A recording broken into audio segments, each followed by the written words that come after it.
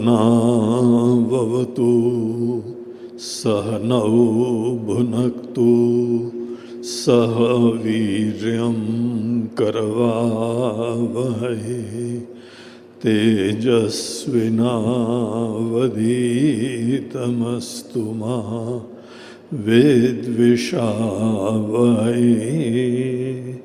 ओम शांति शांति शांति।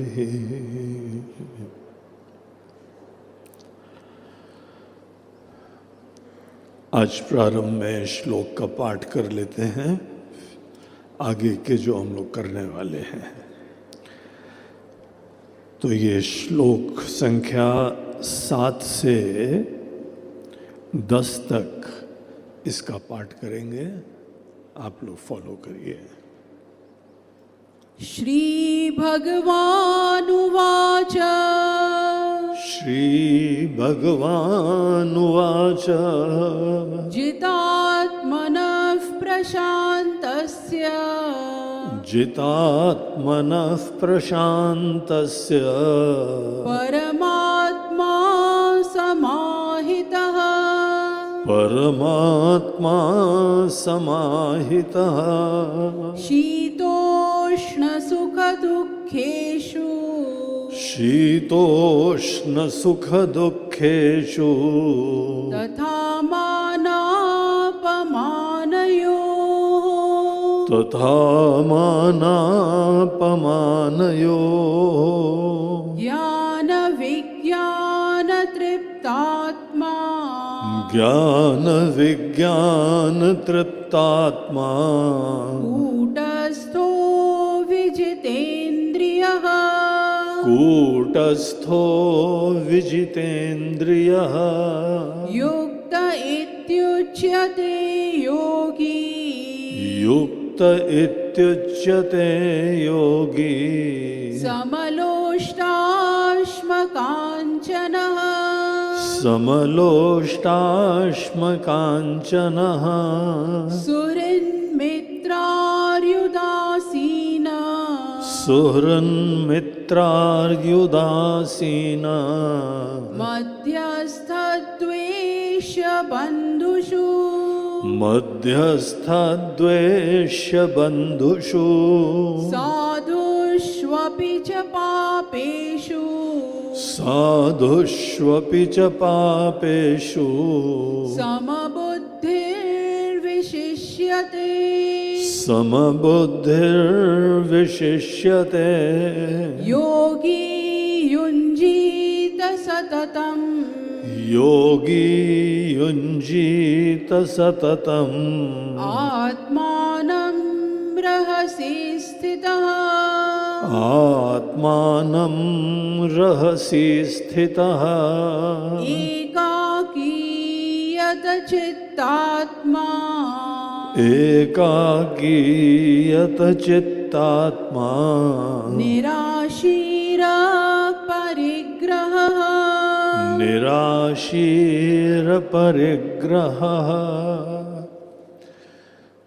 तो कल हम लोग गीता के इस ध्यान योग नामक 6ठे अध्याय में देख रहे थे कि यहाँ पे कृष्ण जी बता रहे हैं अर्जुन को कि अर्जुन, ये जो ध्यान आपको करना है, इसकी प्रिपरेशन हमारे कर्म के क्षेत्र में प्रारंभ हो जाती है। हम लोगों के कर्म में ऐसी सचेतता हो, ऐसी माइंडफुलनेस हो, जहाँ पे मन के अंदर अपने गोल्स बहुत ही क्लियर बने रहें कि हमको पराधीनता का जीवन नहीं जीना है, हम स्वतंत्र होकर जीना चाहते हैं। स्वतंत्रता, जैसे हम लोग के स्वतंत्रता सेनानियों ने भी कहा कि ये हमारी बर्थ राइट है। आपकी स्वतंत्रता आपको ही क्लेम करनी है। बंधन मुक्ति, अगर किसी इंसान के अंदर बंधन है तो बंधन कोई बाहर का नहीं है। बंधन सदैव हमारे मन के अंदर के ही होते हैं। हमारी कमजोरियां होती हैं, हमारी कुछ आदतें होती हैं, हमारी पराधीनताएं होती हैं। अनजाने में ये सब चीजें आ जाती हैं और उसकी बहुत बड़ी कीमत चुकानी पड़ती। अगर हमने एक बार कहीं पे बड़ी पराधीनता उत्पन्न कर ली तो उसी दिन से डर चालू हो जाएगा, भगवान ऐसा ना करे इसको कुछ हो जाए। इसीलिए डर डर के जीने में जीने का आनंद ही नहीं होता है। आपको डर को किनारे करना चाहिए, ये आवश्यक एक पहलू है हमारे जीवन में विकास का और हमारी शिक्षा का। इसीलिए यहाँ पे ध्यान योग का प्रारंभ उन्होंने कहा कि अनाश्रितः कर्म फलम, आश्रित होके नहीं, प्यार से करें। अगर हमारा कोई भी काम है, हमारे कोई भी रिश्ते हैं, हमारा प्रोफेशन है, हमारा धंधा है, जो भी है, या तो हम उसमें जो है बहुत ही अपेक्षा से कर सकते हैं या हम बड़े प्रेम से कर सकते हैं। अगर हम वहाँ पे अपेक्षा से कोई काम करते हैं तो ऐसा लगता है दुनिया में कि ये आदमी ज़्यादा अच्छी तरह काम करेगा, बड़ा अटैच्ड है उससे। लेकिन आप समझ जाइए, अटैचमेंट्स के द्वारा जो काम करे जाते हैं, यद्यपि ऊपर से प्रतीत होता है कि आदमी बड़ा फोकस्ड है अपने काम में, लेकिन सच्चाई ये है कि उसके मन में डर है। अगर हम ये काम नहीं करेंगे तो हमारा क्या हो जाएगा, हमारे जीवन में जो है गरीबी आ जाएगी, इज्जत खत्म हो जाएगी, सुरक्षा खत्म हो जाएगी। अनेकों प्रकार के डर मन में घुसे रहते हैं। डरों के वजह से ही मन के अंदर अटैचमेंट होता है, अटैचमेंट जो बड़ा स्वस्थ संबंध नहीं होता है। जो भी व्यक्ति अगर अटैचमेंट के साथ संबंध रखता है, बच्चों के साथ प्रेम करना चाहिए, पति पत्नी में प्रेम होना चाहिए, देश के प्रति प्रेम होना चाहिए। आपके कर्म के क्षेत्र में ईश्वर ने आपको एक विशेष सामर्थ्य दिया है, आपको प्रेरणा दी है, आपको विशेषज्ञ बनाया है। आप किसी काम को करने में दक्ष हैं, वो कार्य करने के लिए हम मुक्त होके भी कर सकते हैं और पराधीन होके भी कर सकते हैं। तो यहाँ पे भगवान का सुझाव है कि आप इस चीज का प्रयोग करिए, इसका अभ्यास करो। फ्री होके काम करने का हम श्री गणेश अपने कर्म के क्षेत्र से प्रारंभ करें। हमारी फ्रीडम आसन के सीट से चालू नहीं होती है, मेडिटेशन की सीट पे बैठने के बाद ही हम मुक्ति के पथ पे चलते हैं। ये बात जो है बड़ी भ्रामक होती है, निराधार होती है। हमारी मुक्ति, हमारी फ्रीडम आपका जीवन के हर पल में होनी चाहिए। हमारे कर्म के क्षेत्र में तो विशेष रूप से उसकी अभिव्यक्ति होनी चाहिए। कोई कोई लोग काम करते हैं, दिखाई पड़ता है ना कैसे रिलैक्स्ड हैं, कैसे फोकस्ड भी हैं, किस प्रकार से उनका सब कुछ उसमें लगा हुआ है और आगे की कोई गणित नहीं है कि यहाँ कुछ लाभ होगा, हानि होगी। आपको डेफिनेटली अगर लाभ होगा तो अपने कर्मों से ही होने वाला है।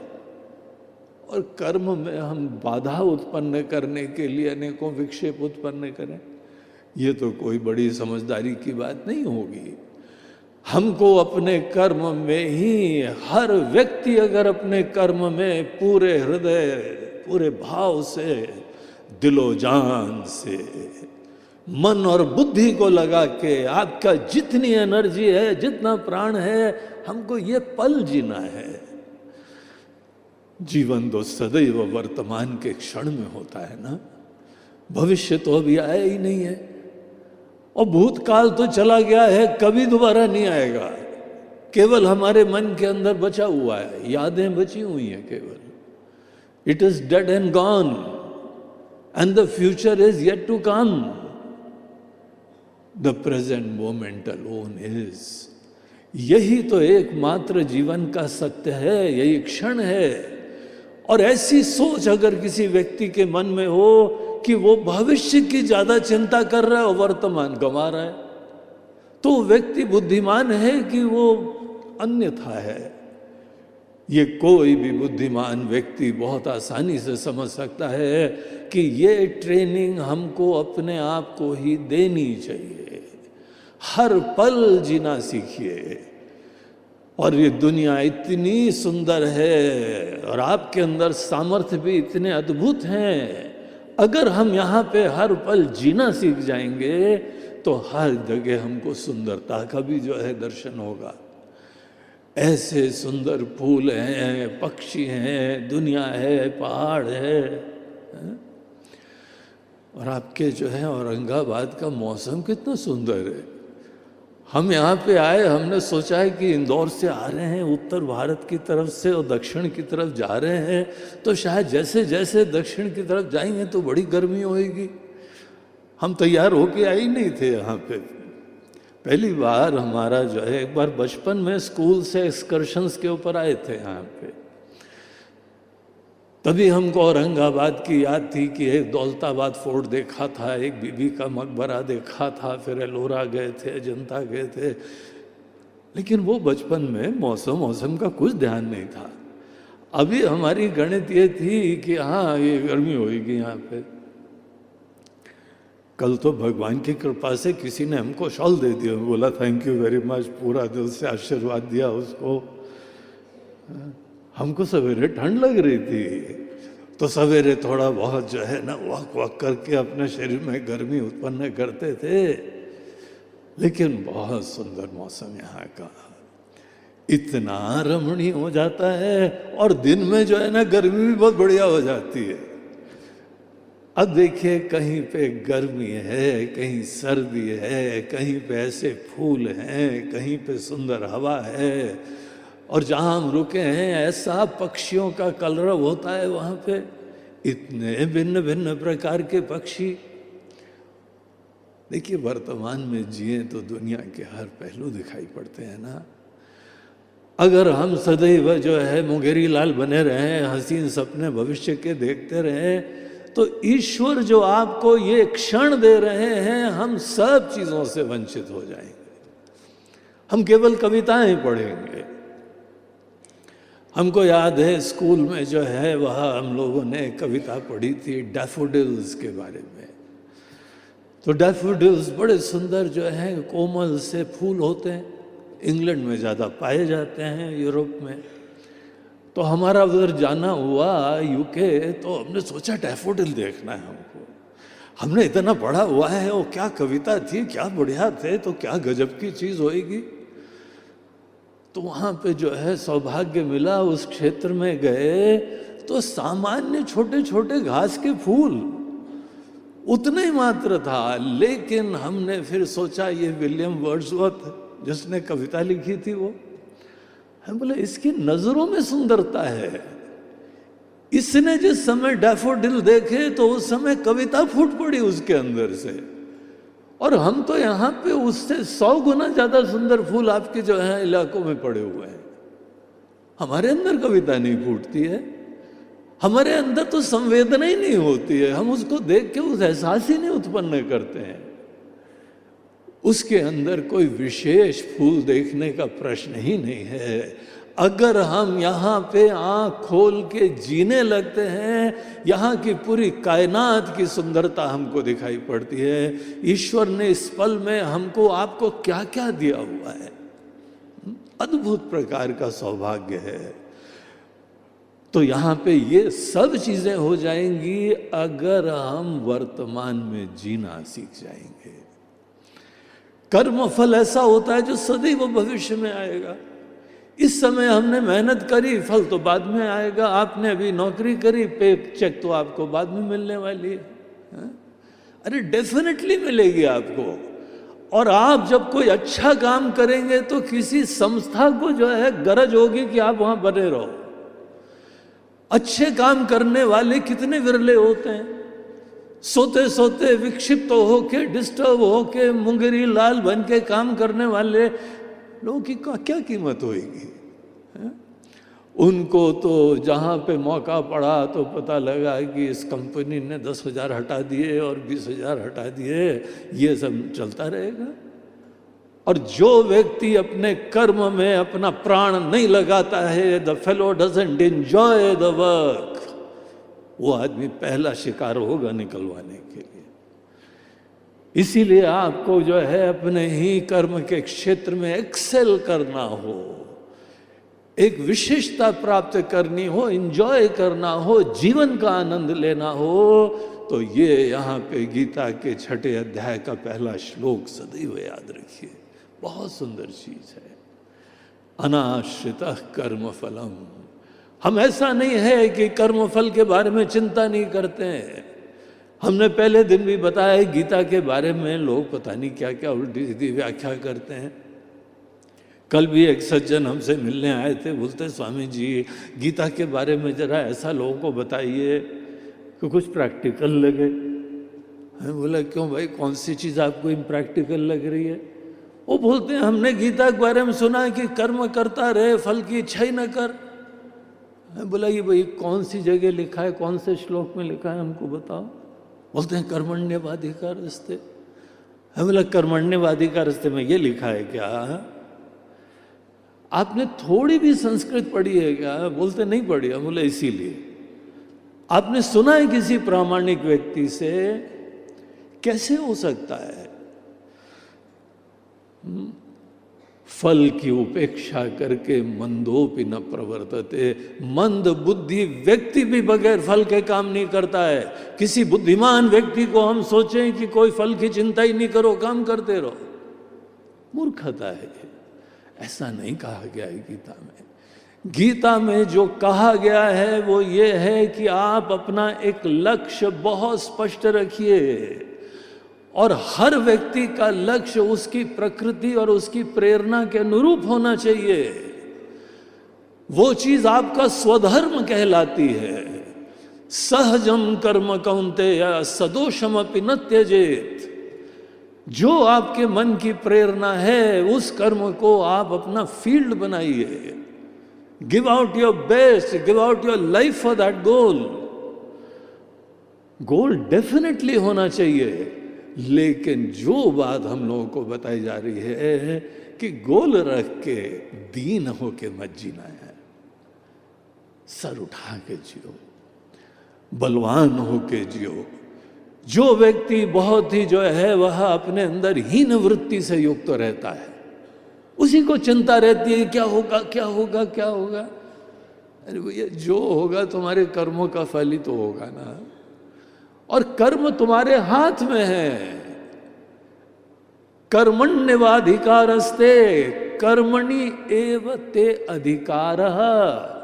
आपका अधिकार है, आपका ही प्रिविलेज है, आपका सौभाग्य है। आपके हाथ में कर्म है, और कर्म से ही कर्म फल आता है।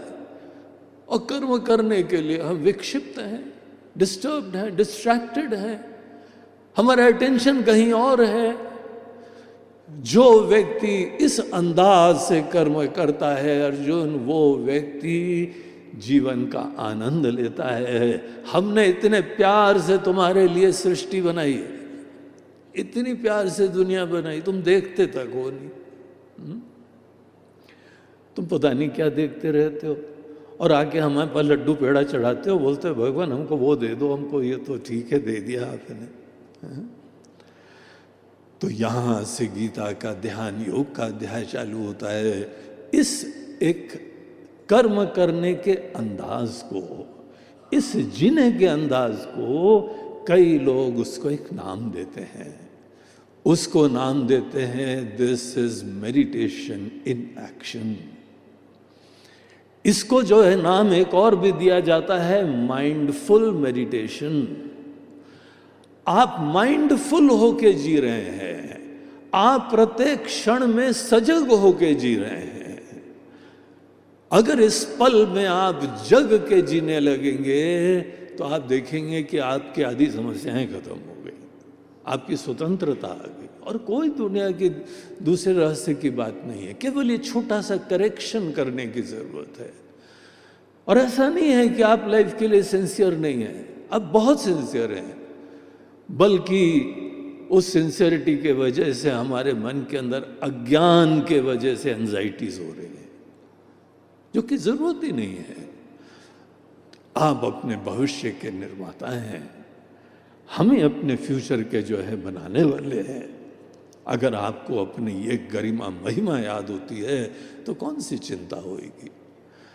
अगर हमको एक बार में नहीं भी कुछ प्राप्त हुआ तो हमने लेसन लर्न कर लिया, अगली बार उस लेसन से हम वो गलती नहीं करेंगे और जरूर अच्छा कर लेंगे।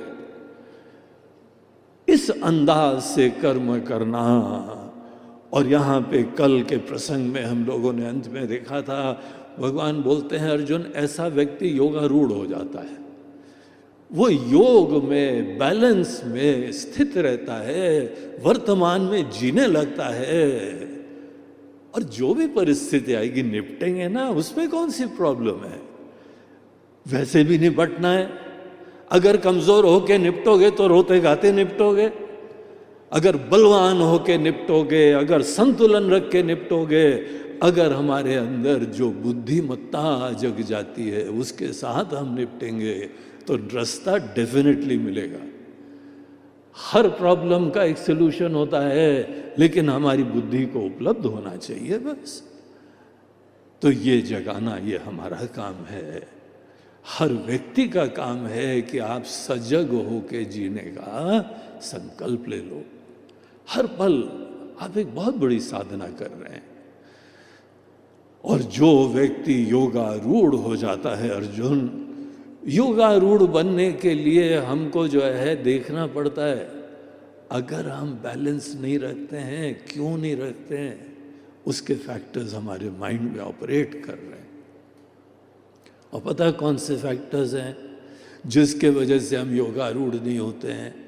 हमारे मन के अंदर अनेकानेक प्रकार के, जिनको हम लोग गीता में कहते हैं राग और द्वेष।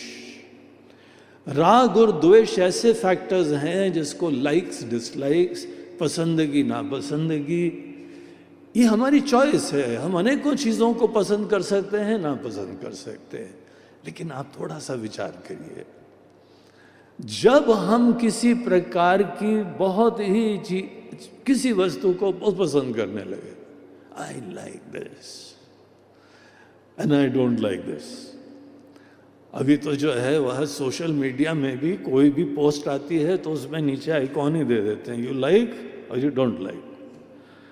अभी तो लाइक डिसलाइक के नीचे जो है ना 5-6 आइकॉन्स देते हैं कि हाँ आई एंजॉयड इट, तो हंस भी लिए या आंसू बहा लिए, बहुत गुस्सा भी आ गई। देखिए, भिन्न भिन्न प्रकार की परिस्थितियों में हमारी कोई न कोई प्रतिक्रिया हो सकती है। लेकिन एक चीज को आप विचार करके देखिए, प्रतिक्रिया लाइक और डिसलाइक हमारे मन के अंदर एक संकुचितता का निश्चय हो गया। अब हमको याद है कि बचपन में हमको कोई सब्जी अच्छी लगती थी, कोई नहीं अच्छी लगती थी। करेला जिस दिन बनता था तो हम नाक से कोड़ते थे, बोले अरे मम्मी करेला क्यों बनाया? बोलते बेटा बहुत अच्छा है, तुम्हारे स्वास्थ्य के लिए अच्छा है, और उस प्रकार से जो है तुम्हारे पेट में कभी रोग नहीं आएगा, कीड़े नहीं आएंगे, थोड़ा खाया करो। लेकिन बस एक मन के अंदर द्वेष आ गया कि नहीं ये नहीं अच्छा है। ये हमारी पर्सनल फैंसी है, हम यथार्थ के हिसाब से नहीं जी रहे हैं। और धीमे धीमे क्या दुष्परिणाम हुआ आज हम याद करते हैं। हमारी माता जी ने जो हमको प्रेरणा दी थी कि बेटा खाया करो अच्छा रहेगा, कड़वी चीज तीखी चीज को छोड़ देते थे, मीठा मीठा खाते थे। अभी ये हाल हो गया है कि शुगर वुगर हो गई है और करेले के कैप्सूल खाते हैं। आज करेले भिन्न भिन्न रूप में खाते हैं, और कोई नेचुरोपैथ मिल जाए तो बोलते हैं स्वामी जी कैप्सूल से काम नहीं बनेगा, सवेरे सवेरे उसका जूस निकाल के नाक बंद करके पी जाए करो, अमृत रहेगा आपके लिए। उसका गुण था। लेकिन हमारी लाइक्स ने, हमारी डिसलाइक्स ने हमको संकुचित बना दिया, हमारे परसेप्शंस डिस्टॉर्ट कर दिए, यथार्थ का दर्शन से हमको वंचित कर दिया। आप चाहें तो किसी चीज को पसंद कर लें, या नापसंद करें, लेकिन ये एकांगी दर्शन होता है। एक पहलू मात्र को ही हम देखते हैं, और वो भी हमारी जो है वह इच्छा, हमारी पसंद। क्या वही विवेक हमको देता है? क्या वही हमको यथार्थ का दर्शन कराता है? ऐसा नहीं होता है। और फिर भगवान हमको भिन्न भिन्न प्रकार से शिक्षा देते हैं। हम करेला नहीं खाते थे, अब हम साथ साथ जो है ना एक सन्यासी बन गए, तो भिक्षुक हैं, किसी न किसी के घर में भोजन करते हैं। एक जगह किसी के माता जी के घर में गए, तो उन्होंने बोला, नए स्वामी जी आए हमारे शहर में, क्या पसंद है क्या नहीं पसंद हमको पता नहीं है। तो उन्होंने बहुत सारी चीज़ें बनाई, और हमारा सिद्धांत ये, थाली में जो आ जाएगा हम छोड़ते नहीं। भगवान को भोग लगाते हैं, प्रार्थना करते हैं, प्रणाम करते हैं। अन्न जो है ब्रह्म है, इसी से हम जी रहे हैं, यही हमको ऊर्जा देता है, यही जीवंतता देता है। इसीलिए अब एक हमारी एटीट्यूड है खाने के बारे में। तो सोचा तो छोड़ना तो है नहीं। अब थाली में हमने देखा कि करेला भी है, तो हम स्मार्ट बने, हमने बोला कि देखो अब आ तो गया है, निपटना तो है। ऐसा करते हैं कि पहले ही करेला निपट लेते हैं, जल्दी से खा जाते हैं, उसके बाद then I will enjoy my food. बाकी कितनी बढ़िया बढ़िया चीज़ें हैं यहाँ पे, ये भी है, वो भी है, आम रस भी है और मिठाई भी है, सब चीज़ें हैं, उसको हम खाएंगे। तो बड़े ध्यान से देख रही थी वो कि ये भाई नए स्वामी जी हैं, कोई हमको परिचय मिला नहीं इनका पसंदगी नापसंदगी का। और हमने सबसे पहले करेला उठाया, करेला उठा के हमने खाया। उन्होंने निश्चय कर लिया कि हम तो जो सबसे ज्यादा पसंद है उसी पे पहला अटैक, पहला उसी के ऊपर हाथ मारते हैं हम। तो उन्होंने मन में निश्चय कर लिया है कि हमारे बारे में निश्चय हो गया, ये स्वामी जी ये करेला पसंद करते हैं। अब उस दिन हमको खाने में करेला को कितना निपटना पड़ा ये हम ही जानते हैं। अरे स्वामी जी, और ये तो हमारी तरह से तो लिया ही नहीं आपने, हमारे हाथ से एक और ले लो। उस दिन तो करेले का ओवरडोज हो गया हमारा। और वहाँ पे कहानी खत्म नहीं हुई। दूसरे दिन हमको दूसरे के घर में भोजन करना था, उन्होंने इन माता जी को फोन करा, कल वो जो स्वामी जी आपके वहाँ भोजन करने आए थे उनको क्या पसंद था? और उन्होंने बोला, माता जी बहनों बाकी कुछ बनाना न बनाना, करेला जरूर बनाना। 7 दिन वहाँ पे हम रहे थे, और 7 दिन करेले ने ऐसा पीछा करा हमारा कि हम 8वें दिन सुधर गए। हमने कान पकड़े, हम बोला भगवान हमारे ये राग द्वेष जब तक हमारे अंदर रहेंगे ना, आप नचाते रहोगे हमको। ठीक है भगवान, हम जो आपने दिया है उसको हम देखेंगे, उसको एंजॉय करेंगे, उसकी सुंदरता समझने की कोशिश करेंगे। और कोई प्रॉब्लम नहीं है, हमारे मन के अंदर की गठाने हैं, और वही तो एकमात्र बाधा है। कोई भगवान ने थोड़ी उसके ऊपर लिखा हुआ है कि यह खाने योग्य है या नहीं खाने योग्य है। बस हमारे राग द्वेष। बहुत मिठाई खाते थे, अब भगवान बोलते हैं खाओ बेटा मिठाई, अब तो इंजेक्शन लगाना पड़ेगा तुमको। अब मिठाई के दर्शन मात्र से तृप्त हो तुम, ऐसी स्थिति हो गई। ये क्यों हुआ? ये राग द्वेष का फल है। हम लोग अनेकों इंसानों को भी मिलते हैं, बस हमको अच्छा नहीं लगता है, हमारे मन के अंदर पसंदगी नहीं होती है। अरे क्या पता बड़ा देवता इंसान हो। हम एक बार जो है बॉम्बे कोई प्रवचन में गए, तो सवेरे के समय टाइम था, तो हमारे होस्ट ने बोला चलिए स्वामी जी बीच के ऊपर वॉक करेंगे जाके। हम बोला यस बीच पे वॉक करेंगे। तो बीच के ऊपर वॉक करने गए, वहाँ से अनेकों फिल्म एक्टर एक्ट्रेसेस, बम्बई है वो तो हब है उनका, तो वहाँ से सामने से प्राण चले आ रहे थे, वो जिंदा था उस समय।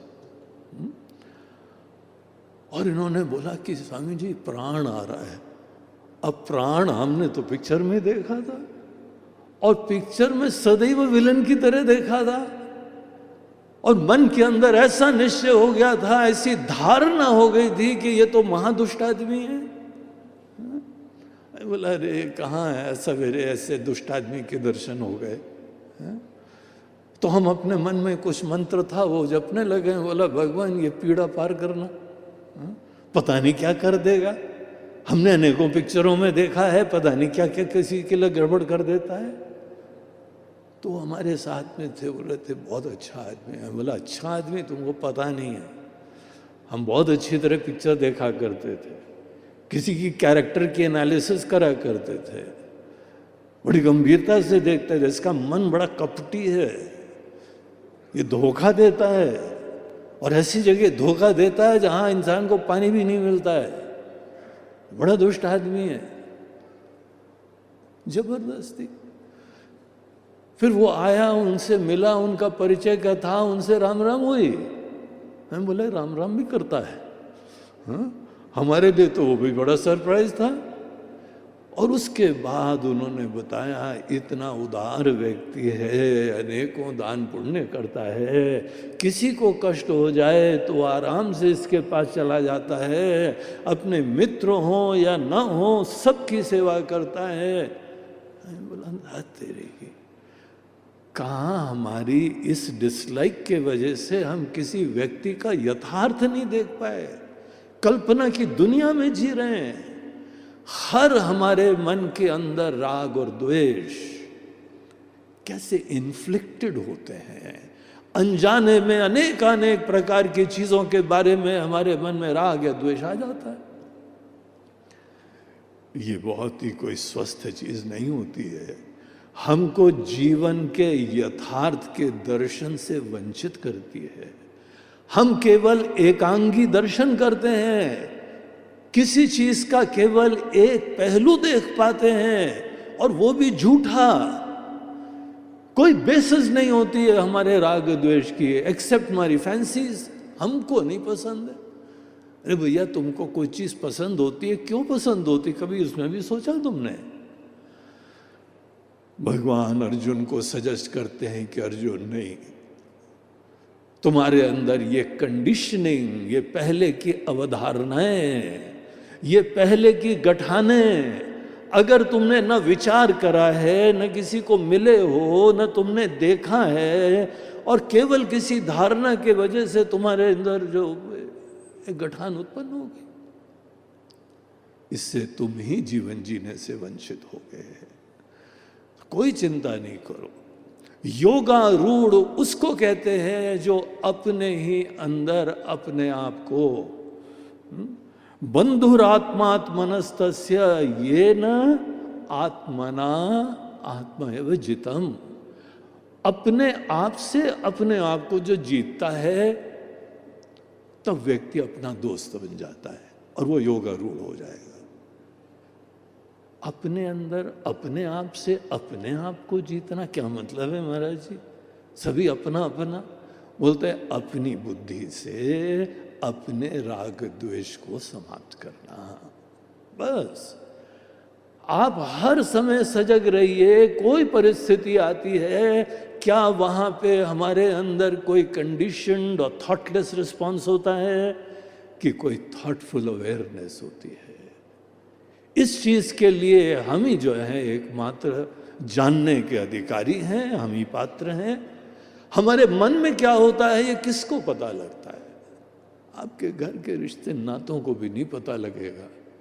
इतनी सूक्ष्मता से दबे पांव मन के अंदर कोई विकृत भावना एकदम सर उठाती है और आपका एकदम मूड ही खत्म कर देती है, डर उत्पन्न करवा देती। बोलते नहीं, ये स्वस्थ तरीका नहीं है अर्जुन। यहां हम ये नहीं कह रहे हैं कि तुम्हारे शरीर को तुम्हें दमन करना चाहिए। शरीर कोई दमन करने के लिए नहीं होता है। इंद्रियों का भी दमन नहीं करना चाहिए, मन का भी दमन नहीं करना चाहिए। ये अनेकों जो है लोग परिभाषा देते हैं, दुनिया स्वतंत्र है, कोई कुछ भी कह सकता है। दमन करने में कोई साधना थोड़ी होती है। किसी को स्वस्थ करने में आप अच्छी तरह से आपने गाड़ी खरीदी, गाड़ी के अंदर आप हर उसके सामर्थ्य को दबा के जाएंगे तब क्या गाड़ी का आनंद आएगा? आपको यूज करना है, गियर्स हैं उसमें, क्लच है, ब्रेक है, अनेकों प्रकार की फैसिलिटीज हैं। शरीर हमारा एक गाड़ी की तरीके से है, आपको जीवन भर ये गाड़ी साथ देगी और जीवन का आनंद लेना, सेवा करना, अनुभूतियां प्राप्त करना, रिश्ते नातों का निर्वहन करना, सब चीजें इसी शरीर से काम चलेगा। इसको स्वस्थ रखो, इसको बंधन में मत डालो। इंद्रियां भी जो है आपको कितनी सुंदर दुनिया दिखाती है, लेकिन अगर राग द्वेष से कलुषित हो गए आप दुनिया देख ही नहीं पाते हो।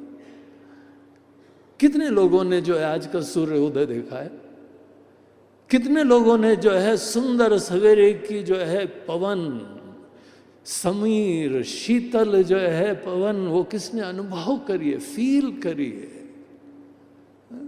हम लोग अवेलेबल नहीं होते हैं, हम अपने ही दुनिया में, किसी ख्यालों में, किसी भावना में ऐसे चलते रहते हैं और एक दिन कट गया, दूसरा दिन कट गया, पता लगा साल ही कट गया और अंत में बस दूसरे को बोलते हैं भैया पिछला साल तो निपट गया, इस साल उम्मीद है कि हैप्पी न्यू ईयर, इस साल शायद तुम्हारा साल अच्छा चला जाए। अपने आप कैसे चला जाएगा? हम उपलब्धि नहीं होते।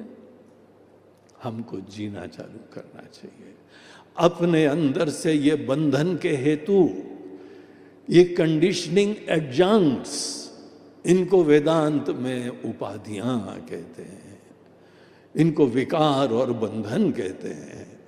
बस उनको दूर करो। जहां आप हर परिस्थिति में खुले मन से सचेत होकर उपलब्ध रहें, आप अपने सबसे बड़े दोस्त हैं। और अगर आप आदतों की प्रवाह में अनेकों राग द्वेष के अधीन होके जीते जाते हैं तो आप अपने बड़े सबसे बड़े दुश्मन आप हो। आपको कोई दूसरे दुश्मन की जरूरत नहीं। तो ये बात यहाँ कहने के बाद आगे जो अभी श्लोक पढ़े थे उसमें ये कहा कि ऐसे लोग योगारूढ़ हो जाते हैं। और योगारूढ़ के लक्षण क्या होते हैं वो ये श्लोकों में दिखाया कि जितात्मनः, जिसने अपने ही आप को जीत लिया है। यहाँ जीत हार केवल यही है कि हमारे आपका मन आपका दोस्त बन जाए, आपकी इंद्रियां आपकी दोस्त बन जाए, आपका शरीर आपकी दोस्त बन जाए और बुद्धि आपके ही इस गाड़ी की ड्राइवर बने। देखिए बुद्धि में ही तो समझ होती है, बुद्धि में ही तो विवेक होता है।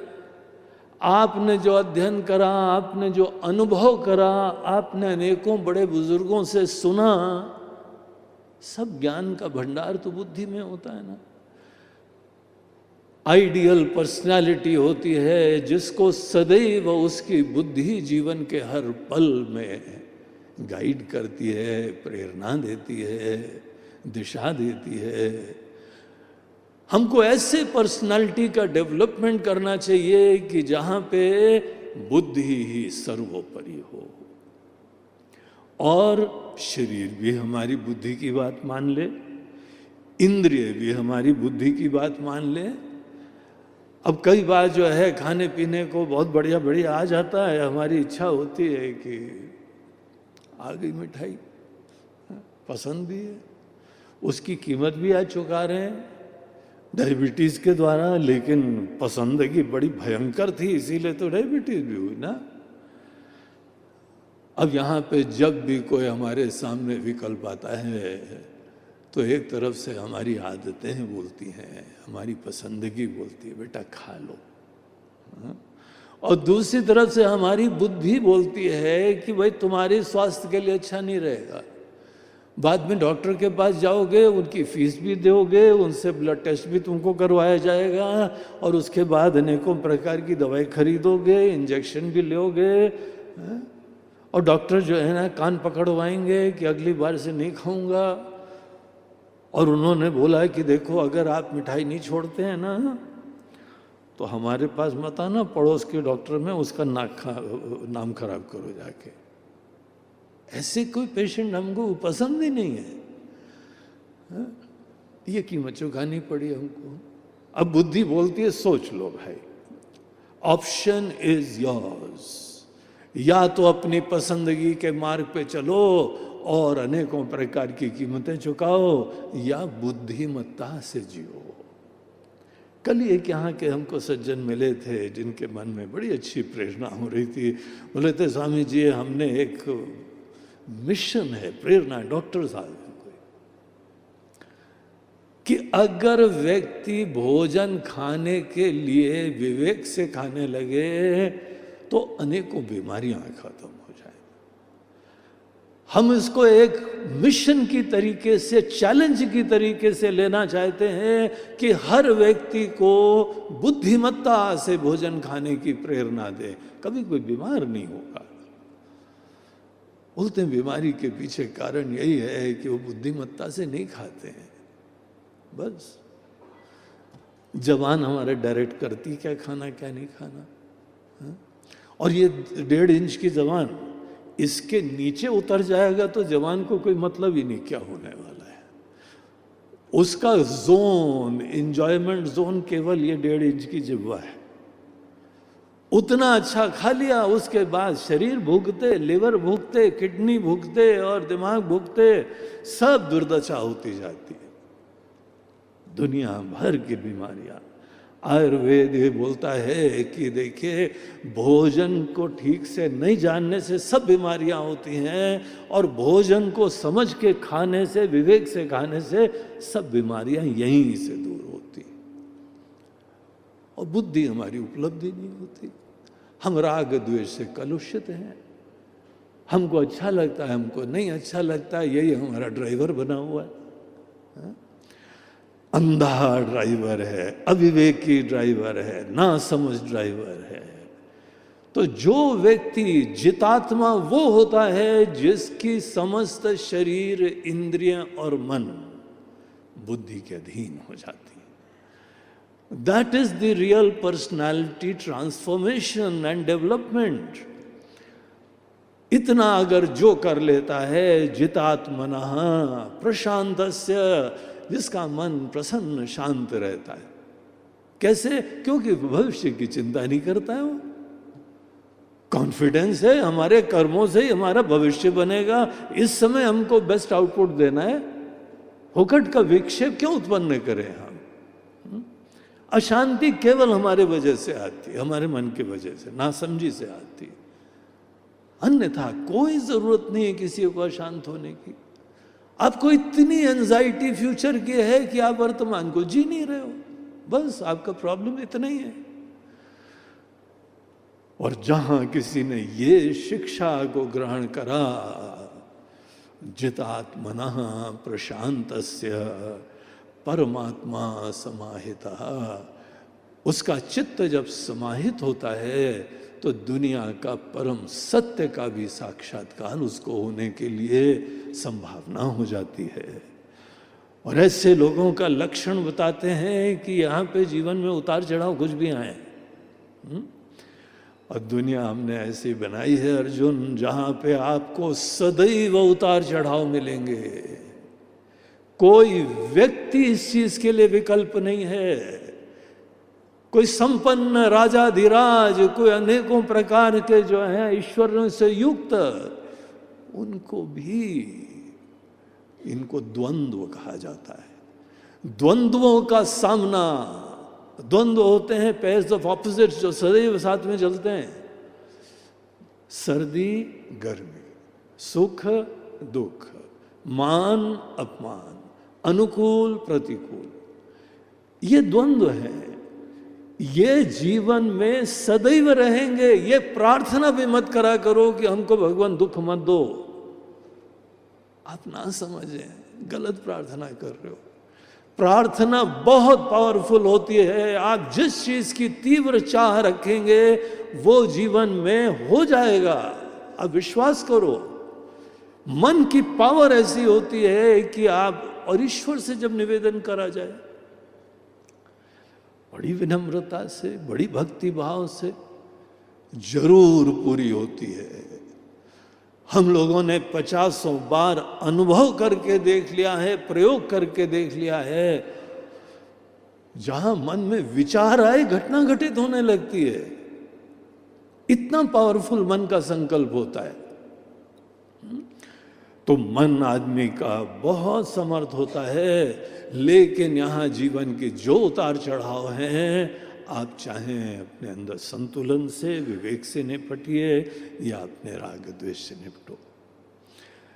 जो आदमी राग द्वेष से कलुषित होता है, हमको सर्दी अच्छी लगती है, हमको नहीं अच्छी लगती। विदेश में जब भी जाओ ना तो वहां पे हल पूछते हैं, how is the weather at your place Swami जी।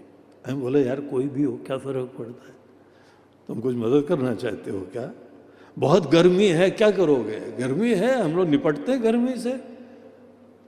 और तुमको भी गर्मी का फायदा लेने के लिए तुम सौना बाथ लेते हो।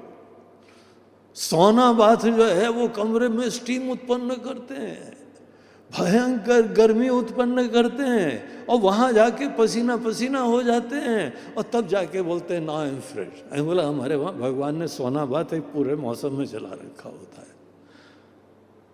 और गर्मी में तुम जो हो चिंता कर रहे हो, हाउ इज द वेदर? मतलब weather is very good, it is ideal, it is perfect for our health. और कई बार सर्दी है, क्या कैसी सर्दी है? बहुत सर्दी है। बोला हाँ बहुत बढ़िया सर्दी है। क्या स्वस्थता है सर्दी में, क्या सुंदर जो है वातावरण भी होता है। अरे हर चीज की सुंदरता होती है, आप देखो तो जरा। जिस देश में जो है ना सर्दी रहती है, वो लोग आके यहाँ समुद्र के तट पे पड़े रहते हैं धूप में, धूप खाते हैं आके। और जहाँ पे बहुत गर्मी होती है वहाँ पे लोग आर्टिफिशियली क्रिएट करते हैं थोड़ा वातावरण। जो हो रहा है ना उसको देखो तो एंजॉय करो। ये कंडीशन्ड रिस्पॉन्सेस, सर्दी अच्छी है, गर्मी अच्छी है, अरे भैया सबकी ब्यूटी है। शांत रहो, एंजॉय करो, देखो, अनुभव करो, संवेदना रखो हर चीजों में। हर जीवन की परिस्थिति को खुले मन से देख पाओ और ये संवेदना रखो। अर्जुन वहां पे तुमको रिएक्ट थोड़ी करना है, तुमको अनुभव करना है। और अगर तुम किसी चीज के लिए अनुभूति के लिए भी उपलब्ध नहीं हो, तुमको परमात्मा भी आ जाएंगे, परमानंद के धाम तुमको आ जाएंगे। तुम्हारी बुद्धि धीमे धीमे ऐसी कंडीशन्ड हो चुकी है, ऐसी कलुषित हो चुकी है कि तुम उसका भी यथार्थ नहीं देख पाओगे। यथार्थ का दर्शन अगर करना है तो अपने ये राग द्वेष के चश्मे उतार के जीना सीखो। दुनिया कलर्ड हो जाती है, और हमारे दृष्टिकोण से कलर्ड है, वस्तुतः कलर्ड है ही नहीं, कुछ और ही रंग है इसका। इसीलिए जो शीत उष्ण सुख दुखेषु तथा मानापमान यो हो, बुद्धिमत्ता उसमें नहीं होती है कि आपने जीवन में दुख को मैनेज करना सीख लिया है। आपके जीवन में कोई मुसीबत ही नहीं आती, आपको सर्दी ही नहीं लगती, आपको किसी भी प्रकार का जो है वो दुख ही नहीं होता है। बोलते नहीं भैया, उसमें बुद्धिमत्ता नहीं होती है। बुद्धिमत्ता ये होती है कि आप सर्दी को भी सर्दी की तरह देख पाओ, गर्मी को भी देख पाओ, और आपकी पर्सनालिटी के अंदर एक गहराई में ऐसा धरातल होना चाहिए जहां संतुलन बना रहे, जहां पे अनुभूतियां हो रही हैं, जहां हर चीज को हम देख पा रहे हैं, उससे लर्न कर पा रहे हैं, उसकी ब्यूटी देख पा रहे हैं। इसको हम लोग समत्व कहते हैं। योगारूढ़ के अंदर समत्व एक बहुत बड़ा गुण होता है, और उसी को यहाँ पर दिखाते हुए कहा कि देखो इन लोगों में ऐसी एक ब्यूटी आ जाती है, ये लोग जीवन को अनुभव करते हैं, समग्रता से दुनिया को देख पा रहे हैं, एज इट इज दुनिया को देख पा रहे हैं। एक महात्मा जी थे, बोलते हैं देखो एक ईश्वर सृष्टि होती है और एक जीव सृष्टि होती। ईश्वर सृष्टि बड़े विरले लोग देख पाते हैं, मेजॉरिटी केवल जीव के द्वारा इमेजिन्ड और कल्पित सृष्टि देखते रहते हैं, हमारे ख्याल से हमको पसंद है। बोलते हैं अभी आपको ग्रो करना है, आप बहुत बंधन में जी रहे हो। तो यही यहाँ लक्षण देते हैं। तो ऐसा जिसमें समत्व हो जाता है, जिसका शरीर इंद्रिय मन उसका ही मित्र हो जाता है, जो सदैव प्रसन्न रह सकता है, बहुत बड़ी आपने जीवन में उपलब्धि कर ली है। अद्भुत प्रकार का एक आपने धन प्राप्त कर लिया है, जो आपको आनंद होगा, जो आपकी अनुभूतियां होंगी, अनेकों लोगों को दुनिया भर के ऐश्वर्य में रहने के बाद तक नहीं मिलेगा, और ईश्वर आपको दे रहे हैं। तो ये सब संभावनाएं योगारूढ़ के लिए उपलब्ध हो जाती हैं। उन्हीं को आगे दिखाते हुए कहते हैं ज्ञान विज्ञान तृप्तात्मा। उन्होंने जो ज्ञान प्राप्त करा है और जो खुद अपनी अनुभूतियों से विज्ञान हुआ है। यहां आपका हम ध्यान इन दो शब्दों पे केंद्रित करना चाहेंगे, ज्ञान विज्ञान तृप्तात्मा। देखिए विज्ञान शब्द जो है, आज यहाँ बहुत सारे वैज्ञानिक लोग भी बैठे हैं, साइंस के प्रोफेसर्स हैं, टीचर्स हैं, स्टूडेंट्स हैं। साइंस को आज हम लोग बोलते हैं विज्ञान की विधा है। ये वैज्ञानिक विधा से जो है ये चीज़ों का ज्ञान हुआ है, इसका शोध हुआ है, इसलिए इसकी प्रामाणिकता है। और हम उसको यहाँ पर भी जो अनुभव करते हैं, अपने लैब में टेस्ट करते हैं और दुनिया के किसी कोने में उसको वैलिडेट कर सकते हैं। इसको विज्ञान कह रहे हैं आज। ये विज्ञान शब्द जो है आज हम लोग पिछले 200 साल से यूज़ कर रहे हैं। आज की जो साइंस है जिस प्रकार की, वो बहुत पुरानी नहीं है, लेकिन विज्ञान शब्द देखिए, हजारों साल पूर्व से आपके ही शास्त्रों में विराजमान है। हमारे मनीषी लोग ज्ञान और विज्ञान शब्द का प्रयोग करते आए हैं, लेकिन वो किसी एक विशेष भाव से, थोड़ा डिफरेंट कॉन्टेक्स्ट है।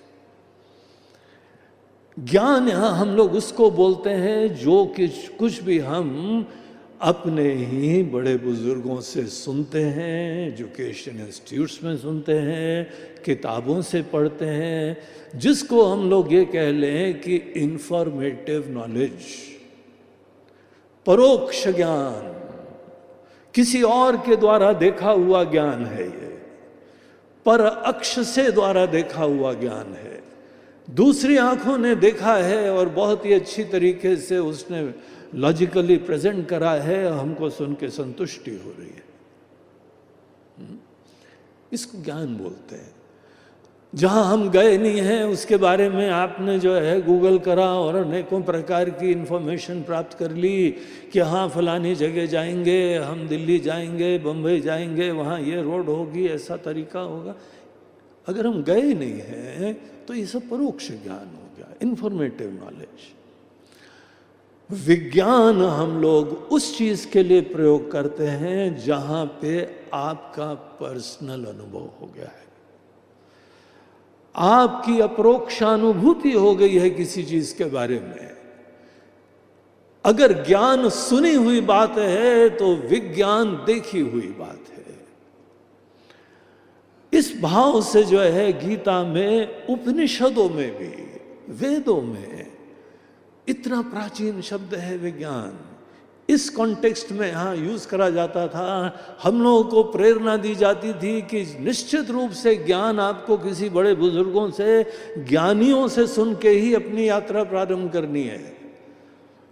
लेकिन ज्ञान मात्र से फल नहीं मिलता है, पूरा विज्ञान से फल मिलता है। आपने किसी चीज के बारे में सुन लिया, उतने मात्र से नहीं मिलेगा। आपके घर में खजाना है, सुन लिया आपने, खजाना मेहनत करो, निकालो, प्राप्त करो, अनुभव करो। जब तक हम किसी चीज का खुद अपरोक्ष साक्षात्कार नहीं करते हैं, हम खुद जगते नहीं हैं, अब बोलने के लिए सब लोग जानते हैं ना, परमात्मा सबके हृदय में विराजमान है। ईश्वर सर्वभूतानां हृदयेषु तिष्ठति, सबके हृदय में परमात्मा है। लेकिन आज ये केवल ज्ञान है ना, कोई अनुभव कहाँ हो रहा है? और क्योंकि अनुभव नहीं हो रहा है इसीलिए कोई लाभ ही नहीं हो रहा है। यहां दुनिया का खजाना, दुनिया का परम सत्य, आनंद का धाम हमारे हृदय में है, लेकिन केवल हम शब्द मात्र ही से जानते हैं। दीनहीन होके जी रहे हैं, डिस्टर्ब हो जाते हैं छोटी छोटी चीजों से। क्या होगा हमारा? क्योंकि विज्ञान नहीं है। अर्जुन, ये लोग जो होते हैं, जो हम तुमको यहाँ मार्गदर्शन दे रहे हैं, वो लोग ज्ञान भी प्राप्त करते हैं और इस चीज की अनुभूति करते हैं। और यहां पे अनुभूति अपने मन को शांत करने वाली है, आपके ही अपने अंदर जितात्मा बनने वाली है। आपकी इंद्रियां जो बहुत सुंदर होती हैं, बड़ी सक्षम होती हैं, भगवान न करे किसी की एक इंद्रिय जो है स्विच ऑफ हो जाए, कोई अंधा हो जाए, कोई बहरा हो जाए, कितनी बड़ी दुनिया से वंचित हो जाता है वो। आज हम लोग सुन पा रहे हैं, देख पा रहे हैं, खा पा रहे हैं, स्पर्श कर पा रहे हैं, सूंघ पा रहे हैं, ये पांचों इंद्रियां हमारे पास हैं, ये कितना सौभाग्य है। लेकिन ये बस बुद्धि के अधीन होनी चाहिए, वहीं से समझदारी प्राप्त होती है, इनकी स्वस्थता प्राप्त होती है। तो ऐसे लोग अर्जुन जो भी होते हैं, ऐसे योगारूढ़ ज्ञान और विज्ञान से तृप्त होते हैं। ये विज्ञान, ये अनुभव करिए। तो ऐसे इनका लक्षण देते हुए विजितेंद्रिया कूटस्था, बड़े स्थिर रहते हैं हर समय, और इंद्रियों के ऊपर विजय प्राप्त करी है। विजय शब्द अच्छा नहीं होता है। विजय शब्द ऐसा लगता है जैसे जबरदस्ती किसी को हमने हरा दिया है। अरे किसको हरा दिया? अपने शरीर को हम हराएंगे क्या? अपनी इंद्रियों को हराएंगे, अपने मन को हराएंगे? ये हमारे दोस्त हैं। आपका शरीर आपका जीवन भर का दोस्त है, आपकी इंद्रियां आपके जीवन भर की दोस्त हैं, आपका मन आपका जीवन भर का दोस्त है। इनको जो है हमें किसी प्रकार का दमन नहीं करना है, हराने का प्रश्न नहीं है। हराया तो दुश्मनों को जाता है, ये आपके दुश्मन नहीं है। इसीलिए जो वही पर्सनालिटी बताई जाती है जब आपकी बुद्धि के साथ इनकी दोस्ती हो जाए।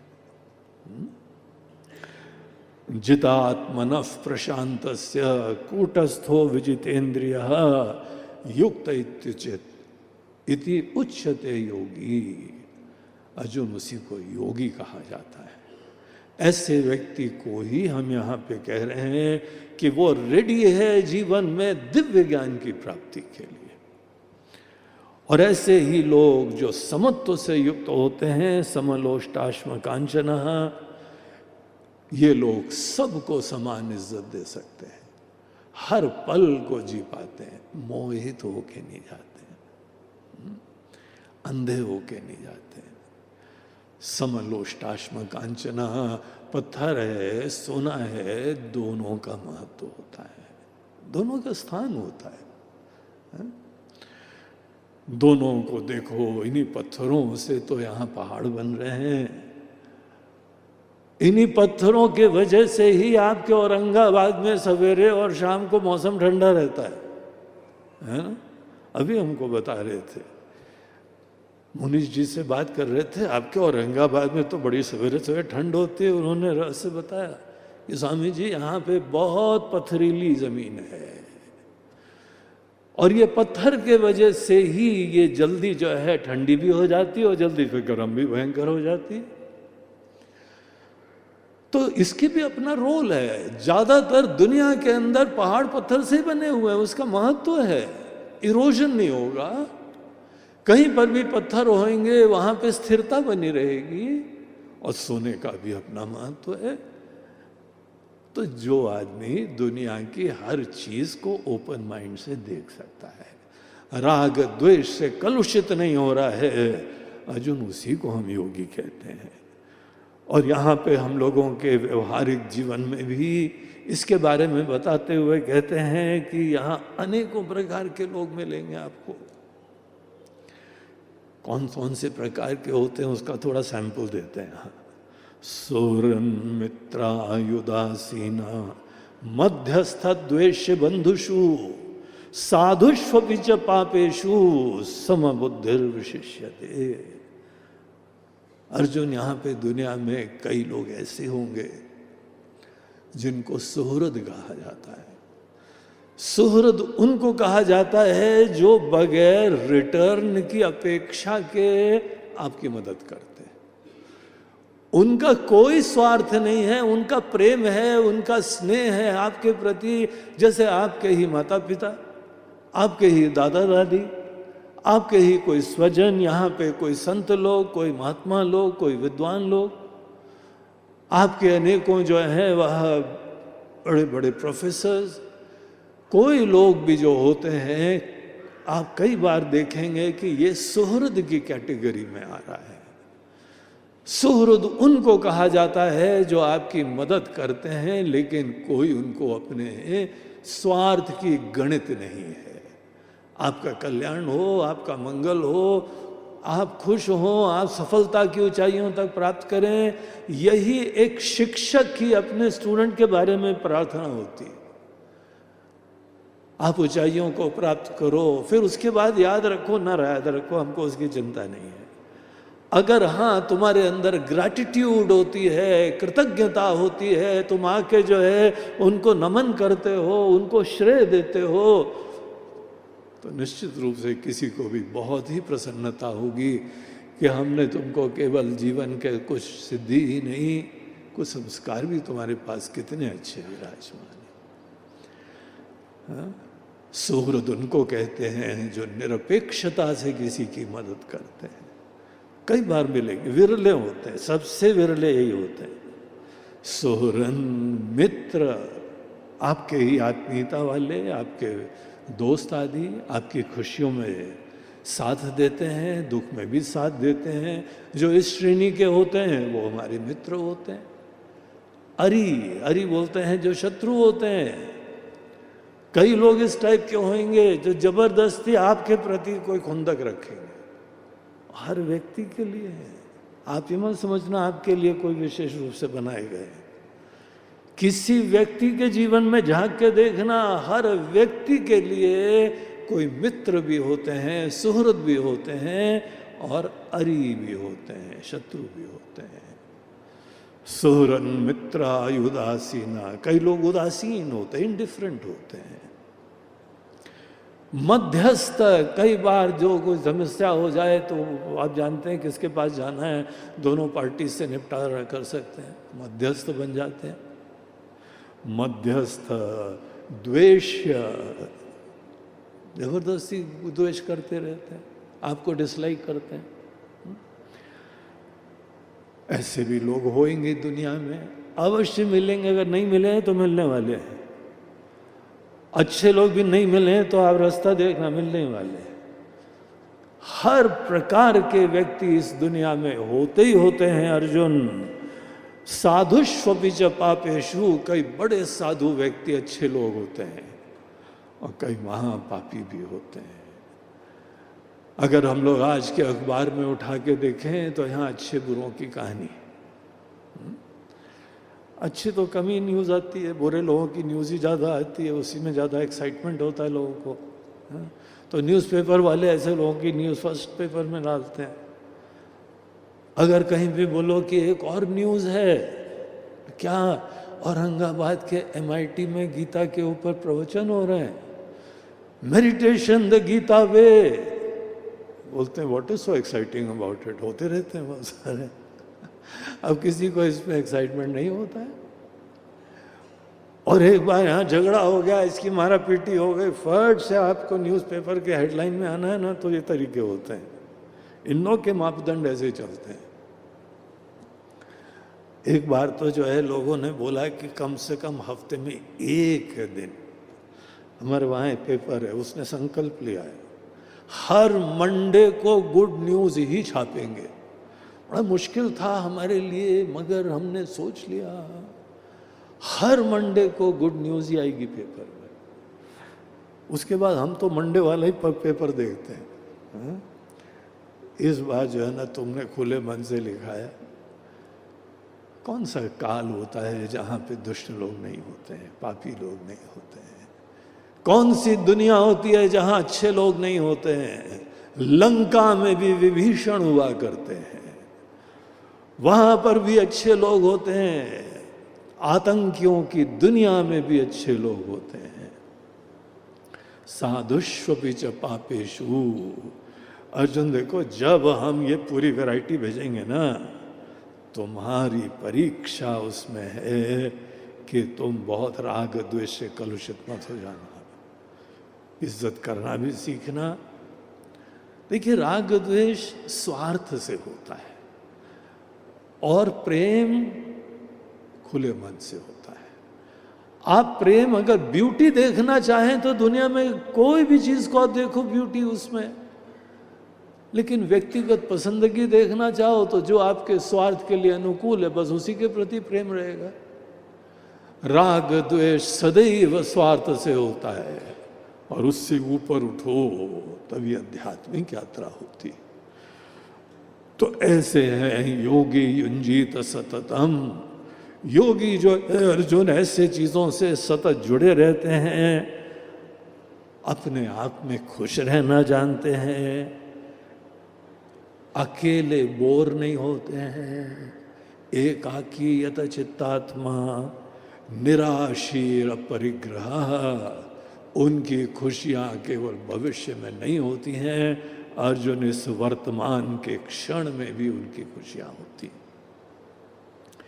ऐसा अर्जुन व्यक्ति तैयार हो गया है।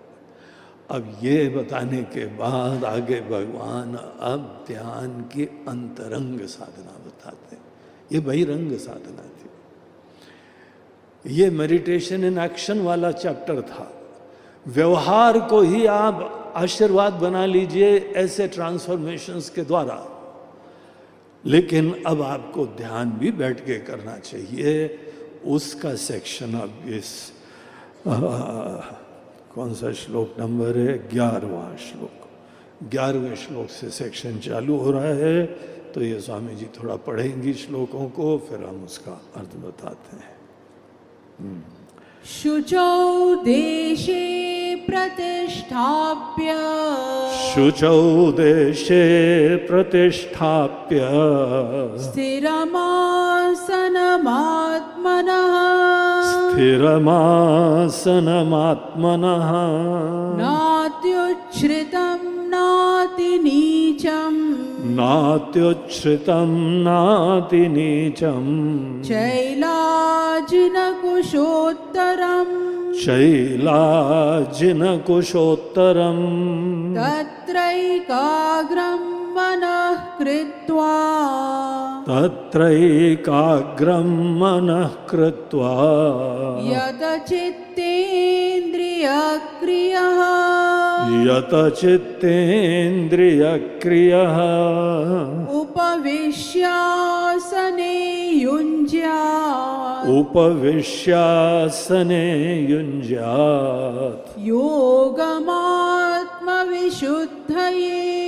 योगमात्मविशुद्धये, समं कायशिरो ग्रीवम्, समं कायशिरो ग्रीवम्, धारयन्नचलं स्थिरः, धारयन्नचलं स्थिरः, सम्प्रेक्ष्य नासिकाग्रं स्वम्, सम्प्रेक्ष्य नासिकाग्रं स्वम्, दिशश्चानवलोकयन्, दिशश्चानवलोकयन्। आगे और 2 श्लोक और। प्रशान्तात्मा विगतभिः, प्रशान्तात्मा विगतभिः, ब्रह्मचारी व्रते स्थितः, ब्रह्मचारि व्रते स्थितः मनः संयम्य मच्चित्तो मनः संयम्य मच्चित्तो युक्त आसीत मत्परः युक्त आसीत मत्परः युञ्जन्नेवं सदात्मानं युञ्जन्नेवं सदात्मानं योगी नियतमानसः योगी नियतमानसः शान्तिं निर्वाणपरमा शान्तिं निर्वाणपरमां मत्संस्थामधिगच्छति मत्संस्थामधिगच्छति। तो ये जो यहाँ पे 5 श्लोक हैं, ये हम लोगों को मेडिटेशन की प्रक्रिया बता रहे, बिल्कुल सिंपल प्रारंभ से बता रहे। जिस व्यक्ति ने अभी नहीं भी करा हो उसको भी यहाँ पे बिल्कुल बढ़िया गाइडेंस देते हैं। और इस चीज़ के लिए बोलते हैं कि देखिए, आपको अपने मन को शांत करना है, कॉन्शियसली शांत करना है। और इस चीज़ को ध्यान रखिएगा कि आप अपने मन को शांत कर सकते हैं। कैसे? रात को सो पाते हैं। जो व्यक्ति रात को सो पाता है, निद्रा उसी को कहते हैं जब आप अपने मन को सब दुनिया भर के संसारी काम से अलग करके अपने अंदर रिलैक्स होते हैं। कर पाते हो ना? अगर आप सो पाते हैं तो आप ये ध्यान कर सकते हैं, क्योंकि वही चीज़ है। वहाँ पे अनकॉन्शियसली होता है, यहाँ पे कॉन्शियसली होता है। अनकॉन्शियसली होता है, हमको पता नहीं कौन कौन से फैक्टर्स यहाँ पे इन्वॉल्व हैं। और जब आप सचेत होके स्वतंत्रता से कॉन्शियसली ये काम करते हैं, तो जो जो फैक्टर्स आपके माइंड को डिस्टर्ब करते हैं, उन सब चीज़ों का परिचय होना पड़ता है और उनको मैनेज भी करना पड़ता है। इसमें थोड़ा सा समय लगता है, क्योंकि हम उस चीज़ से अनभिज्ञ हैं, उस दुनिया से अनभिज्ञ हैं। तो उसमें बोलते हैं, इसीलिए शुरुआत में आपको एक साफ सुथरी जगह एकांत में डेली बैठने का एक निश्चय करना चाहिए। शुचौ देशे प्रतिष्ठाप्य, ऐसे देश में जो वहाँ पे शुचौ स्वच्छता हो, कीड़े मकोड़े ना हो, उबड़ खाबड़ ना हो, सांप बिच्छू ना हो, साफ सुथरी जगह आप बैठिए, सुरक्षित जगह बैठिए। स्थिरमासनम आत्मनः, और जो हमको आसन की बहुत ही आवश्यकता होती है, जो बड़ा कल्याणकारी होता है, यहाँ पे देखिए गीता ने कोई विशेष आसन की चर्चा नहीं करी। एक वर्ड यूज करा है, स्थिरमासनम आत्मनः। जब आप योगासन वाला क्लास देखेंगे ना, तो वहाँ आपको बताया जाएगा पद्मासन लगाओ, सिद्धासन लगाओ, अर्धआसन लगाओ, ऐसे वहाँ पे आसन की डिटेल्स आती हैं। भगवान कृष्ण बोलते हैं कि नहीं, उस चीज़ का हम इंसिस्टेंस नहीं करते, हम उसका आग्रह नहीं करते। आपके लिए जो सूत्र हम देते हैं वो ये है कि आप स्थिरता से कहीं पे बैठ सके। स्थिरमासनम आत्मनः, आपका शरीर पूरा स्थिर होना चाहिए। उसके अलावा यहाँ पे 1-2 और पॉइंट कहते हैं। समम काय गृहो तत्र एकाग्रम, कौन सा ये 13वें में हमारा आसन का क्या नेचर है, उसके बारे में बोलते हैं कि आपका समम काय शिरो ग्रीवम, आपका सिर, आपका गला और आपकी पीठ, ये इसको सीधे रखना, इसका अभ्यास करो बस। क्योंकि आपके मस्तिष्क में जितनी ऊर्जा जाती है वो रीढ़ की हड्डी से जाती है, स्पाइनल कॉर्ड से जाती है। और वहाँ पे अगर जो है वह ऑब्स्ट्रक्शन होता है, आप बेंड करते हैं, आपके ही मस्तिष्क में प्रॉपर ऊर्जा नहीं जाएगी। और आपको एक और चीज़ बताएं कि अनेकों जो है वह योग के अंदर ऐसे कुंडलिनी की चर्चाएं होती हैं, चक्र की चर्चा होती है। गीता में ऐसी भगवान कृष्ण ने कोई चर्चा नहीं करी। उस चीज़ के बारे में जो है आप सोचिए, ये सहज रूप से हो जाएगा अगर आप परमात्मा, परब्रह्म, परमेश्वर, उनकी बात को मानते हैं। This will be taken care of. कोई ना कोई चक्र होते हैं जो गठाने होती हैं, जहाँ से जो ऊर्जा के चैनल्स होते हैं मस्तिष्क में, जहाँ से ऊर्जा जाते हैं, तो वो सब खुल जाएंगे अगर आपने ध्यान से इस पैकेज को सुना। तो कोई चिंता मत करना, बस अपना जो है पीठ को सीधा करके गला और सिर एक लाइन में करके, बहुत ऊपर भी नहीं करना है, बिल्कुल ही स्टेडी सामने देखिए। और ये जो पैसेज है इसको आप एक्सप्रेस हाईवे समझना।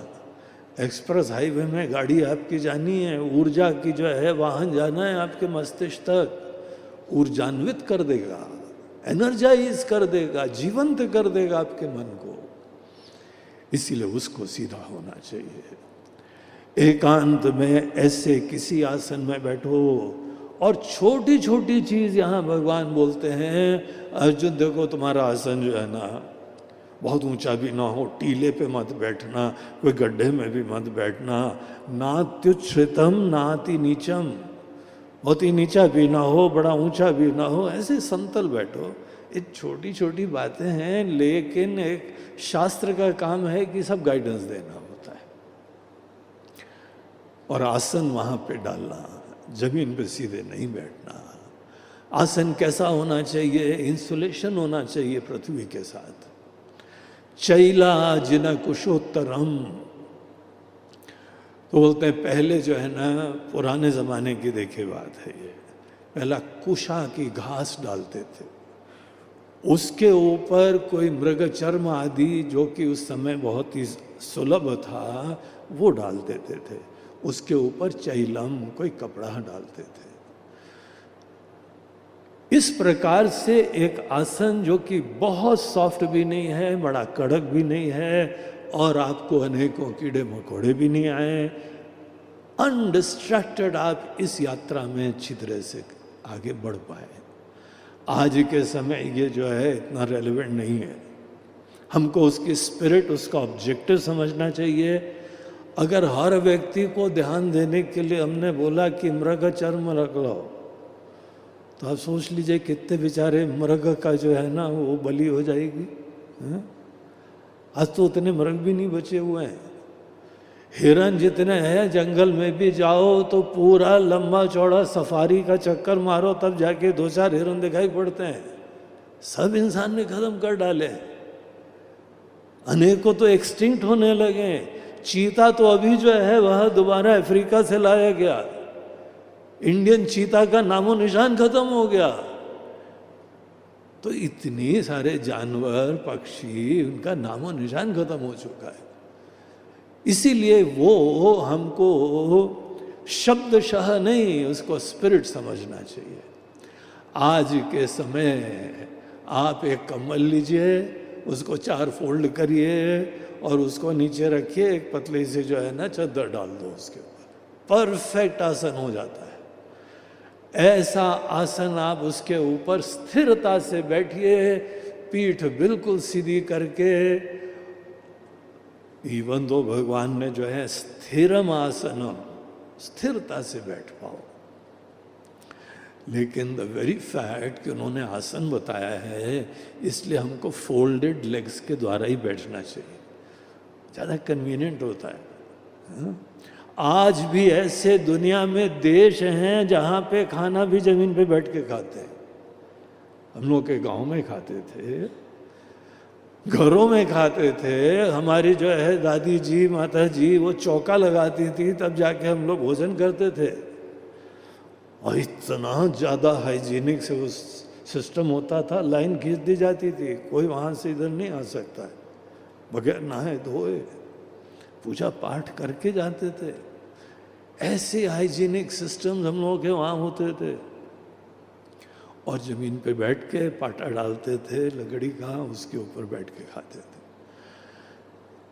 धीमे धीमे वो चीज़ें ख़त्म हो गई। आज जापान में देखिए, चाइना में अनेकों जगह देखिए, सब लोग ज़मीन में बैठ के खाते हैं। उन्होंने डाइनिंग रूम ही ऐसा लो सिटिंग का बना रखा है कि सब लोग को एक एक कुशन डाला हुआ है और सब ज़मीन में बैठ के खाते हैं। वो ज़्यादा स्वतंत्रता वाला है। आप बड़े फ्री रहेंगे। अगर सदैव बैठने के लिए कुर्सी चाहिए ना, आप सोचिए कितनी पराधीनता होती है। कहीं पर भी गए तो कोई टेका ढूंढते हो, कोई पत्थर ढूंढते हो, तभी जाके बैठ सकते हो। एक सज्जन ने तो हमको एक वॉकिंग स्टिक ला के दी। बोला स्वामी जी ये वॉकिंग स्टिक लीजिए, बहुत बढ़िया है। बोला क्या है इसमें? बोलते हैं इसका हैंडल खोल जाता है और कुर्सी बन जाती है। आप सोच लीजिए, बैठना हो तो आपने वहीं पे जो है गाड़ा और बैठ गए, और चलना हो तो फोल्ड करा तो वॉकिंग स्टिक बन गई। मैं बोला इससे अच्छा कोई और है क्या? बोलते हैं अच्छा ये होगा कि ज़मीन पे बैठना सीखो। आज ज़मीन पे कहीं पर भी बैठिए तो यू आर एट होम। एक कुर्सी की भी पराधीनता छोड़ो भाई। ये इसको बड़ा एर्गोनॉमिक पोस्चर नहीं कहते हैं। आजकल जो है ना इसकी डिज़ाइनिंग होती है, बोलते हैं this furniture is very ergonomic. ये आपके शरीर के लिए बड़ा अनुकूल है। हमको याद है, हम भी जो है वो ऐसे घर से गए हुए थे जहाँ ज़मीन पर नहीं बैठते थे। आश्रम गए तो वहाँ ज़मीन पे सभी क्लासें होती थी, तो बड़ी दिक्कत होती थी। रूम में आते थे, पैर दबाते थे, अपने घुटने दबाते थे, और किसी तरीके से जो है वो दूसरे दिन के लिए तैयार होते थे। हमने अपने गुरुजी से बोला, गुरुजी आप बड़े करुणा निधान हैं, इतना बढ़िया बढ़िया ज्ञान दे रहे हैं, यहाँ आश्रम में इतनी बढ़िया व्यवस्था करी हुई है, एक प्रार्थना है हमारी, प्रभु एक कुर्सी दिलवा दो। कैसी भी चलेगी, कंफर्टेबल नहीं हो तो भी चलेगी। बड़ी स्तुति उति करी, बहुत मक्खन पॉलिश करी उनकी, केवल एक कुर्सी की बात है। वो मुस्कराए और हमारे रूम के आसपास 100 मीटर तक सब कुर्सियां उठवा दी उन्होंने। बोलते कुर्सी नहीं मिलेगी बेटा तुमको। और ऊपर से हमको जो है कुछ उपदेश दिया है कि देखो तुम ऐसा करो कि अपने कमरे में दीवार पे टेका लगा के बैठा करो, सीधी रखो और पालथी मार के बैठो, फोल्डेड लेग्स बैठो। तो बेटा ये भगवान ने इतना बढ़िया शरीर बनाया है, तुम जैसे एडजस्ट करो एडजस्ट हो जाता है। तुम कुर्सी पे बैठना ही सीखो तो बगैर कुर्सी के तुम्हारी जो है मुसीबत हो जाएगी। तुम कहीं पर भी बैठने का अभ्यास करो, देखो तुम्हारी स्वतंत्रता की यात्रा प्रारंभ हो जाएगी, हमारी पराधीनताएं खत्म हो जाएंगी। तो आइडियल ये है कि आप फोल्डेड लेग्स बैठिए, पीठ सीधी रखिए और इतना अभ्यास थोड़ी देर बिल्कुल स्थिरता से, कोई डिस्टर्बेंस नहीं करना, कोई खुजली नहीं, कोई मच्छर हटाना नहीं, कोई मक्खी भगाना नहीं। कई बार मक्खियाँ भी आपकी परीक्षा लेने आती हैं, आएगी बन बनाएगी आपके नाक पे बैठ जाएगी आके। अब इतनी गुदगुदी लगती है नाक पे, उसको हम हटाना चाहते हैं, लेकिन हमको भगवान ने आदेश दिया है स्थिरम आसनम आत्मना, स्थिरता से बैठना, हिलना नहीं, पूरा स्टैचू हो जाओ थोड़ी देर। तो उस समय जो है वह ध्यान भगवान पे नहीं होता है, ध्यान थोड़ी देर मक्खी पे ही होता है, उड़ जा उड़ जा उड़ जा। हाँ? थोड़ी देर परीक्षा लेती चली जाती है। फिर आप दृढ़ संकल्प करिए कि थोड़ी देर आपको स्थिरता से बैठना है, स्थिरम आसनम आत्मनः। और यहाँ पे जो है ऐसे बैठ के आंख हल्के से बंद करना और मन ही मन अपने नाक की टिप की तरफ आप नजरें झुका के देखिए। अगर नहीं पता है नाक कहाँ है तो एक क्षण खोल लेना आँख और देख लेना नाक का टिप कहाँ है। नाक के टिप की तरफ देख के फिर सॉफ्टली आँख आप फिर से बंद कर लीजिए। देखिए वो जो मुद्रा होती है जिसमें विनम्रता होती है, आंखें बड़ी विनम्रता से झुकी होती हैं। एक महात्मा जी बोल रहे थे कि आप ऐसा सोचो भगवान सामने प्रकट हो गए, आप चरणों की तरफ देख रहे हैं उनके। तो ऐसे हल्के से आंख को जो है झुकाए हुए, नाक की टिप की तरफ फोकस करे हुए, इसको योग शास्त्र धारणा बोलता है। धारणा होता है कि एक पॉइंट के ऊपर अटेंशन को थोड़ी देर फोकस करना है। एक जगह अपना मन के अंदर देखिए वृत्तियां होती इधर उधर घूमती रहती हैं, आप एक जगह अपने मन को थोड़ी देर स्थिर करिए।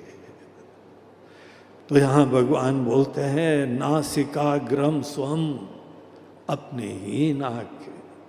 भगवान कृष्ण बड़े हंसमुख हैं, बड़े ह्यूमरस टाइप के हैं। वो जहाँ जाते थे खुशियाँ देते थे, और गीता के उपदेश में भी जो है मजाक उसमें थोड़ा बढ़िया मीठा सा ले आए। वो क्या बोलते हैं, नासिकाग्रम स्वम, अपनी नाक के टिप पे देखना बेटा, दूसरे की नाक की बात नहीं कर रहे हैं। तो ये तुमसे कह दिया कि नाक के टिप पे देखना, तो आपने बुलाया किसी को, बैठो जरा तुम्हारी नाक को देखे हम इस समय। तो भगवान बोलते हैं कि बेटा अपनी नाक के टिप पे देखो, दिशश्च अनवलोकयन, इधर उधर देखना नहीं होना चाहिए। देखो ये शुरुआत की प्रैक्टिस है। इतना शारीरिक मानसिक रूप से आपको अपना अभ्यास करना चाहिए। और एक बार आपने शरीर को, इंद्रियों को और इधर उधर मन की चंचलता को रोक के एक तरफ फोकस करना चालू करा, उसके बाद कुछ और विशेष आत्मा का ध्यान बताते हैं। वो चीज हम लोग विशेष प्रसंग है उसको कल देखते हैं।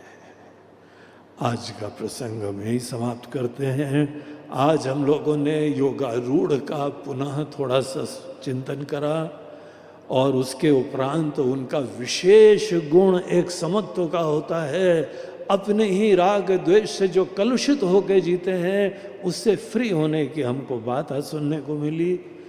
और उसके उपरांत ध्यान के आसन में कहाँ बैठना चाहिए, कैसे बैठना चाहिए, कैसा पोस्चर होना चाहिए, आँखें और ये सब चीज़ें हैं, इसके बारे में एक बेसिक इनिशियल गाइडेंस इस 6 चैप्टर में हमको यहाँ पे प्राप्त होता है। हमारा सुझाव है कि आप इतना अभ्यास आज दिन में किसी टाइम 1-2 टाइम हो सके तो जरूर करना, फिर आपको ही आगे की गाइडेंस का ज़्यादा लाभ मिलेगा। जिसने इतनी सिद्धि करना चालू कर दी है, अभ्यास करना चालू कर दिया है, तो नेक्स्ट लेवल पे आपको ले जाने की बात वो बहुत ही आसान हो जाएगी। तो इसके साथ आज का ये यहाँ सत्र समाप्त होता है। ओम पूर्णमदः पूर्णमिदं पूर्णात् पूर्णमुदच्यते पूर्णस्य पूर्णमादाय पूर्णमेवावशिष्यते। ओम शांति शांति शांति। हरि ओम श्री गुरुभ्यो नमः। हरि ओम।